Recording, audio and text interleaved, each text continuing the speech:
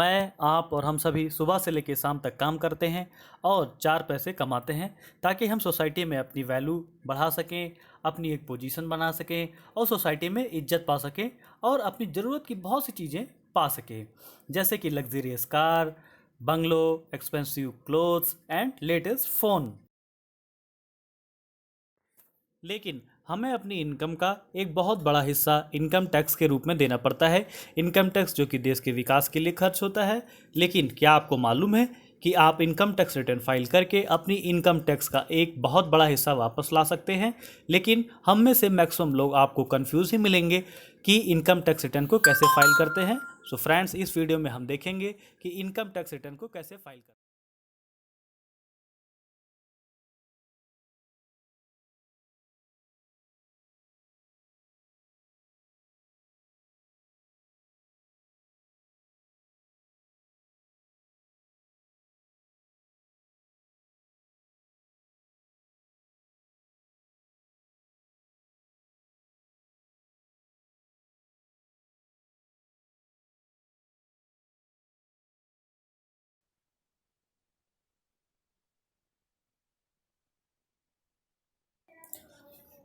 Friends, ITR file करने के दो तरीके हैं। एक है ऑनलाइन मोड, दूसरा है ऑफलाइन मोड। तो हम यहाँ पे ऑफलाइन मोड यूज़ ना करते हुए ऑनलाइन मोड यूज़ करेंगे, जो कि बहुत ही ईजी और कन्वीनियंट है। ऑनलाइन मोड में आईटीआर फाइल करने के लिए सबसे पहले आप अपना वेब ब्राउज़र खोल लीजिए, जो कि इंटरनेट से कनेक्टेड होना चाहिए। चाहे आप गूगल क्रोम खोलें, फायरफॉक्स खोलें, या मोजिला खोलें, या सफारी खोलें, कोई भी वेब ब्राउज़र ओपन कर लीजिए। जैसे कि मैंने यहाँ पे गूगल क्रोम खोल रखा है और यहाँ सर्च बार में टाइप करें income tax. Income tax search करने पे आपको जो सबसे पहला ऑप्शन दिखाई देगा, इनकम टैक्स इंडिया e-filing.gov.in, इस पर क्लिक करें। इस पर क्लिक करने के बाद यहाँ पे ऊपर टॉप बॉटम राइट कॉर्नर पे आप टॉप राइट कॉर्नर पे आपको तीन ऑप्शन दिखाई दे रहे हैं। रजिस्टर योरसेल्फ, अगर आपने पहले रजिस्टर नहीं किया है, लॉग इन हेयर, एंड अगर आप रजिस्टर्ड कर चुके हैं, या अगर आपको कोई हेल्प चाहिए तो कस्टमर केयर को भी आप लिख सकते हैं। और इस पेज पे और भी बहुत सारी जानकारियाँ दी हुई हैं, अगर आप चाहें तो उनके पढ़ के अपनी नॉलेज बढ़ा सकते हैं regarding income tax and income tax return. तो सबसे पहले मैं यहाँ पे जाऊँगा रजिस्टर योरसेल्फ पे।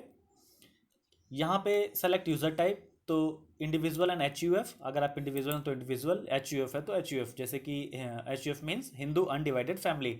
लेकिन ये वीडियो मैं ओनली इंडिविजुअल्स के लिए बना रहा हूँ, तो मैं यहाँ पे इंडिविजुअल पे क्लिक करूँगा और कंटिन्यू। कंटिन्यू करने के बाद यहाँ पे आपके पास बेसिक डिटेल्स का एक पेज आ गया, जिसमें आपका PAN number, surname, middle name, first name, date of birth वगैरह डालनी है।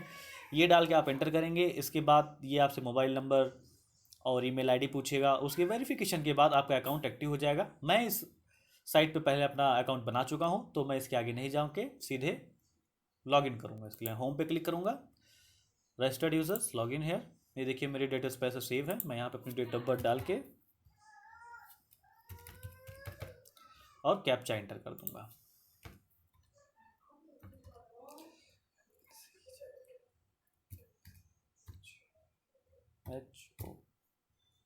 लॉगिन लॉगिन करने के बाद इस तरह से पेज आपको दिखाई देगा। यहाँ पे व्यू रिटर्न फॉर्म्स, अगर आपने पहले कोई आईटीआर फाइल किया तो वो फाइल आप यहाँ पे देख सकते हैं।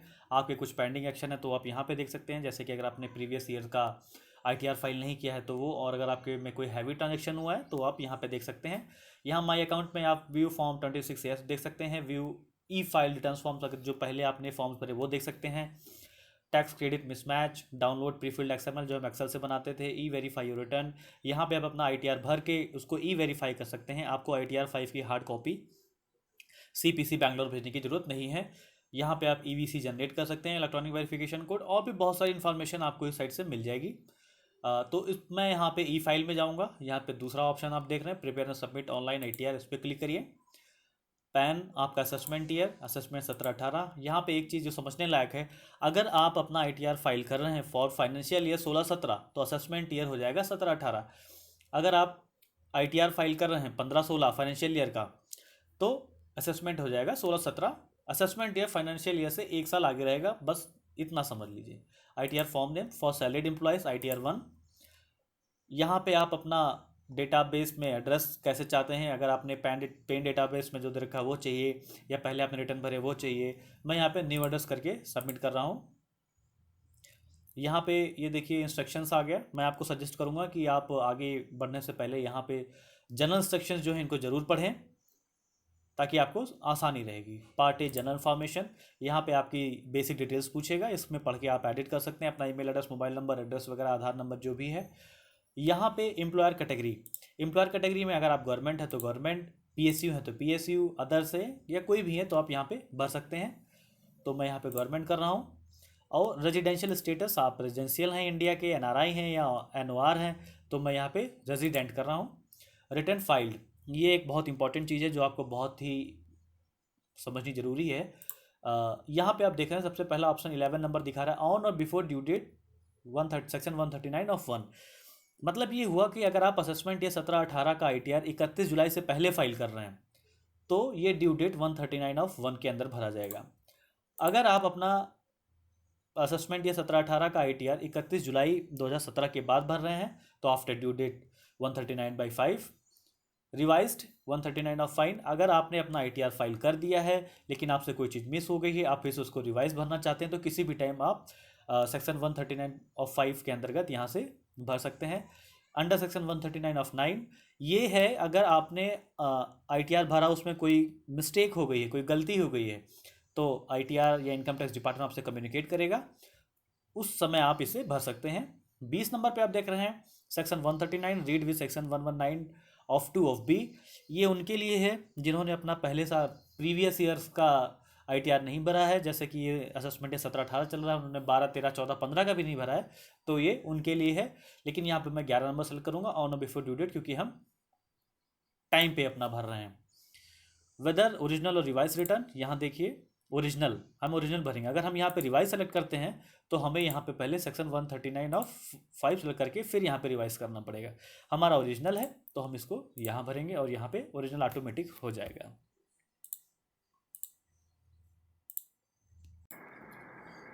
यहाँ पे आप देख सकते हैं कि हाँ, ये हमने ओरिजिनल कर दिया। यहाँ पे ये एक्नॉलेजमेंट नंबर, अगर आपका सेक्शन 139 ऑफ 5 में भर रहे हैं तो आपने जो ओरिजिनल भरा उसका एक्नॉलेजमेंट नंबर, डेटेड वगैरह भरना है आपको। तो और ये सेक्शन 139 ऑफ 9 का है, ये सब भी आपको छोड़ देना है। Are you gone by Portuguese civil code as per section 5A, इसको नो कर दीजिए और आगे बढ़ जाइए। अब ये पेज आ गया फ्रेंड्स, यहाँ पे हमें समझने लायक बहुत सारी चीज़ें हैं, क्योंकि इन्हीं को समझ के हम आगे बढ़ सकते हैं। अगर आपने ये पेज समझ लिया तो आपके लिए इनकम टैक्स फाइल करना कोई बड़ी चीज़ नहीं रह जाएगी। इसके लिए सबसे पहले मैं आपको अपना फॉर्म 26AS दिखाता हूँ। ये देखिए फॉर्म 26AS है ये मेरा।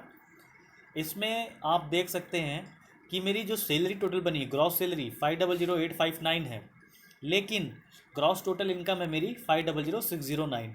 मेरा 250 रुपये का 250 रुपीज़ का कुछ स्टैंडर्ड डिडक्शन हुआ है। तो अब मैं जो अपनी ग्रॉस टोटल इनकम दिखा रहा हूँ, आप देख रहे हैं सीरियल नंबर 8 पे जो दिखा रहा है 500,609।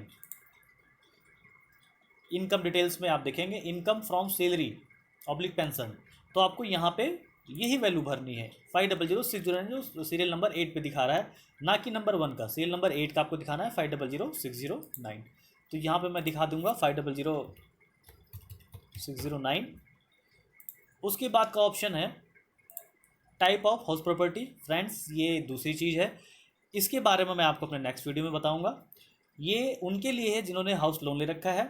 तो अभी हम ये कंसिडर कर रहे हैं कि आपने हाउस लोन नहीं ले रखा है, तो इसको मैं छोड़ दूंगा। अगर आपने हाउस लोन ले रखा है तो आप मेरा चैनल सब्सक्राइब करिए ताकि आप इसके बारे में और जानकारी ले सकें। मेरा नेक्स्ट वीडियो इसी के ऊपर होगा कि आप ITR कैसे फाइल कर सकते हैं अगर आपने हाउस लोन ले रखा है। तो ये थोड़ा लंबा है इसलिए मैं इसको नेक्स्ट वीडियो में बताऊंगा, वरना ये वीडियो काफ़ी लंबा हो जाएगा। उसके बाद इनकम फ्रॉम अदर सोर्सेज, अगर कुछ है तो आप डाल सकते हैं, या नहीं है तो छोड़ दीजिए। अभी हम इसको ओनली फॉर सैलरी के लिए बना रहे हैं। यहाँ पे देखिए क्रॉस टोटल इनकम आपकी हो गई 500,609, यहाँ पे कुछ कटा नहीं, इसलिए पार्ट C है 80C, सेक्शन 80C के अंतर्गत आप 1.5 लाख रुपए का डिडक्शन ले सकते हैं। देखिए इसके अंतर्गत आता क्या क्या है। इसके अंतर्गत आता है AF, PPF, PPF, GIS, PLI, LIC, INS, HBL, principal etcetera, जो कि मेरा है 76,410 रुपीज़। इसके अंतर्गत आता है प्रोविडेंट फंड, जो हमारा ग्रुप इंश्योरेंस स्कीम होता है। PLI अगर आपने ले रखी, ये 3 इंक्लूड करके ही यहाँ पे दिखाता है। अगर आपने कुछ LIC ले रखी है या हाउस बिल्डिंग लोन ले रखा है, उसका प्रिंसिपल इसमें नहीं शो करता है, वो आपको यहाँ पे फिजिकली दिखाना पड़ेगा। मान लीजिए कि आपने 30,000 रुपये LIC प्रीमियम दिए इस साल, तो ये वैल्यू होगी 76410 प्लस 30,000, सॉरी आपकी 80 में डिडक्शन हुआ 76410 का प्लस 30,000, ये हो गया आपका 1,06,410 रुपये। तो अभी हम यहाँ पे जो वैल्यू इंटर करेंगे वो 76410 ना होके 1,06,410 रुपये इंटर करेंगे, लेकिन मैंने कोई एलआईसी नहीं ले रखी है इसलिए मैं यहाँ पे अपना 76410 ही इंटर करूँगा। इंटर करते ही यहाँ पे देखिए सिस्टम कैलकुलेटेड 76410, मतलब इसने मुझे 76,410 रुपये के डिडक्शन दिला दिया। यहाँ पे आपको मैक्सिमम 1.5 लाख का डिडक्शन मिल सकता है। अगर आपका 2 लाख का भी टीसी में डिडक्शन है तो भी आपको मैक्सिमम 150 का ही मिलेगा। देख लीजिए आप यहाँ पे 2 लाख इंटर करके, ये देखिए 2 लाख आपने यहाँ पे किया टीसी में, आपका टोटल डिडक्शन हुआ 80C में 2 लाख रुपए का, but system calculated only 1,50,000 rupees. Maximum आपको 1.5 लाख का ही मिल सकता है। इसमें अगर आपने सुकन्या समृद्धि योजना वगैरह भी ले रखा है तो आप यहाँ पे ले सकते हैं। तो इस टाइप से है। यहाँ पे मैं अपना ओरिजिनल डालता हूँ 76410। उसके बाद आ गया सेक्शन 80CCC, ये एनपीएस है। अगर आपने न्यू पेंशन स्कीम के अंतर्गत पैसा लगा रखा है तो आप डाल सकते हैं। तो ये स्टेट गवर्नमेंट या सेंट्रल गवर्नमेंट के वो एम्प्लॉय जिनको पेंशन नहीं मिलती है तो एनपीएस में पैसा देते हैं, वो वैल्यू यहाँ पे इंटर कर सकते हैं। But for defence personnel of army navy air force they are getting pension, तो उनको यहाँ भरने की कोई ज़रूरत नहीं, क्योंकि कोई पेंशन प्लान लेता नहीं है जनरली। ये बहुत सारे सेक्शन है फ्रेंड्स इसमें, और इनके बारे में आपको जानने की ज़रूरत नहीं है। अगर आप जानना चाहते हैं इनके बारे में डिटेल में तो आप मेरे कमेंट्स में लिखें, मैं आपको डिटेल में इनके बारे में समझाऊंगा। मैं आपको कुछ एक सेक्शन इसमें बता देता हूं जो इंपॉर्टेंट है। ये देखिए सेक्शन 80G। सेक्शन 80G है कि अगर आप कोई डोनेट करते हैं, जैसे प्रधानमंत्री नेशनल रिलीफ फंड में या और कहीं मंदिर में, कहीं भी आप अगर डोनेट करते हैं पैसा तो 80G के अंतर्गत आपको छूट मिल सकती है। इसमें 80G का एक अलग से कॉलम भी दे रखा है, ये देखिए, ये हम बाद में देखेंगे। और एक इसमें मिला आपको 80TTA। ये वो सेक्शन है कि अगर आपके अकाउंट में इंटरेस्ट क्रेडिट हुआ है, आपके पास 4 अकाउंट है, चारों में जितना इंटरेस्ट क्रेडिट हुआ है वो भी आप डिडक्शन यहाँ पे ले सकते हैं, लेकिन उसके लिए आपको अपनी इनकम फ्रॉम अदर सोर्सेज में दिखानी पड़ेगी। फ्रेंड्स, इसको टाइम टू टाइम पे सेव ड्राफ्ट करते रहें ताकि आपका डेटा लॉस ना हो। तो ये देख रहे हैं कि मेरा ओनली 80C का डिडक्शन होने के 76,410 रुपीज़ का डिडक्शन होने के बाद मेरी जो टोटल टैक्सेबल टोटल इनकम बची है C2, कॉलम C2 आप देख सकते हैं, ये है 4,24,200 रुपये, 4,24,200 रुपीज़ ओनली। यहाँ पे एक चीज़ ये है कि अगर 80C के डिडक्शन के बाद, ये सारे जो आपके डिडक्शंस के बाद आपकी जो टैक्सेबल टोटल इनकम बन रही है असेसमेंट डे 17-18 में, वो अगर 5 लाख से कम है तो आपको rebate section 89 under section 87A के अंदर 5,000 रुपये का रिबेट मिलता है। अगर ये इनकम आपकी 5 लाख से कम है तो तो यहाँ पे आपको 5,000 का रिबेट मिलेगा, ठीक है। हाँ, तो मेरी टोटल टैक्सेबल इनकम बनी 4,24,200 रुपये। इस पर मेरा जो टैक्स हुआ टोटल 17,420। सेक्शन 87A के अंतर्गत मुझे रिलीफ मिला 5,000 रुपीज़ का। टैक्स रिबेट मेरा बचेगा, ये माइनस करने के बाद 12,420। 373 रुपये का मेरा एजुकेशन सेस, तो मेरा टोटल टैक्स बना 12,793 रुपये। और इंटरेस्ट अंडर सेक्शन 234B के अंतर्गत मेरा 508 रुपये। इंटरेस्ट अंडर सेक्शन 234C के अंदर 640। तो टोटल मेरा टैक्स पेएबल हो गया 13,941 रुपये। ये आप देख सकते हैं, टोटल मेरा टैक्स पेएबल हो गया 13,941 रुपये। अब मैं इसको फॉरवर्ड करूँगा। यहाँ पे देखिए, यहाँ पे अगर आपका जो एम्प्लॉयर है उसका टैन नंबर दिखाएगा, उसका नाम दिखाएगा, उसने उस साल आपको कितनी सैलरी क्रेडिट की वो दिखाएगा, और कितना टैक्स डिडक्ट किया वो भी दिखाएगा। ये मैं किसी और का पैन कार्ड यूज़ कर रहा हूँ तो यहाँ पे नहीं दिखा रहा है, लेकिन अगर आप अपना करेंगे तो यहाँ पे ऑटोमेटिक आपको फील्ड दिखाएगा। इसमें आपको कुछ भरने की जरूरत नहीं होगी। बाकी कॉलम्स आपके काम के नहीं हैं, आप इसमें आगे बढ़ जाइए। ये देखिए यहाँ पे यहाँ पे आपको दिखाएगा कि आपने कितना टैक्स टोटल पे किया, यहाँ पे आपको सब दिखाएगा। और ये जो कॉलम आप देख रहे हैं D13 में आपको दिखाएगा रिफंड। अगर आपने वहाँ पे सारी वैल्यूज सही से भरी हुई हैं तो यहाँ पे आपको दिखाएगा कि आपका कितना रिफंड आना है। ये एडिटेबल नहीं, ऑटोमेटिक कैलकुलेटेड होगा। तो यहाँ से आप देख सकते हैं कि आपका रिफंड कितना आ रहा है। बहुत ईजी, इसमें कुछ नहीं है, आप इसको कर सकते हैं। अगर आपको कोई भी प्रॉब्लम आ रही है तो आप मुझे मैसेज करें, मैं आपको ज़रूर हेल्प करूँगा। अगर आपको भरवाना भी है तो भी आप मुझे मैसेज कर सकते हैं, I will definitely help you out. उसके बाद आप देख सकते हैं bank account details, do you have banks in bank account in India, इसमें यस कर दीजिए।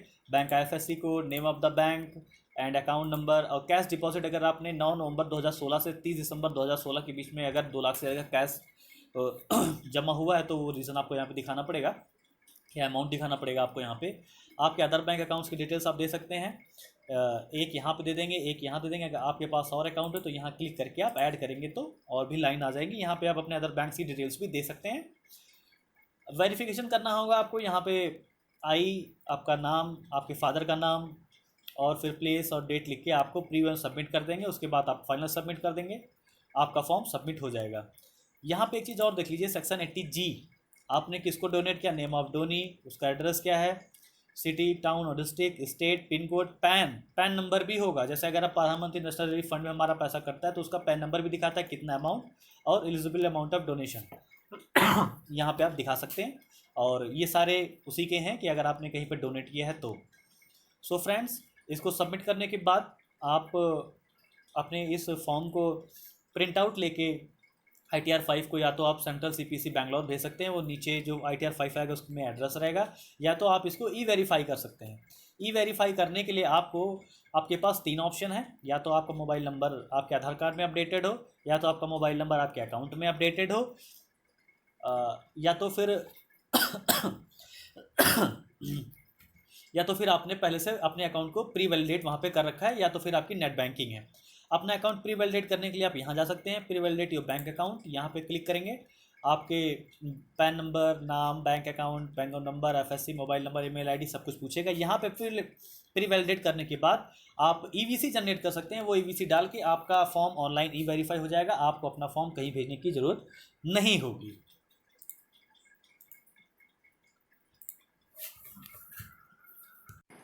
सो फ्रेंड्स, अब मैं वीडियो को एंड कर रहा हूँ। अगर आपके कोई सुझाव हैं, कोई कमेंट्स हैं तो प्लीज़ कमेंट्स में लिखें। अगर आपको अपना ITR भरने में कोई प्रॉब्लम आ रही है, आप सैलरीड एम्प्लॉय हैं, तो प्लीज़ मुझे कांटेक्ट करें, I will definitely help you out. और फ्रेंड्स, अगर आपको ये वीडियो अच्छा लगा हो तो इसे प्लीज़ प्लीज़ प्लीज़ सब्सक्राइब करें। नीचे जो सब्सक्राइब का आइकन आ रहा है उस पर क्लिक करें, चैनल सब्सक्राइब हो जाएगा। और बेल आइकन को प्रेस करके आप मेरे चैनल के साथ अप टू डेट रह सकते हैं। इसे लाइक करें,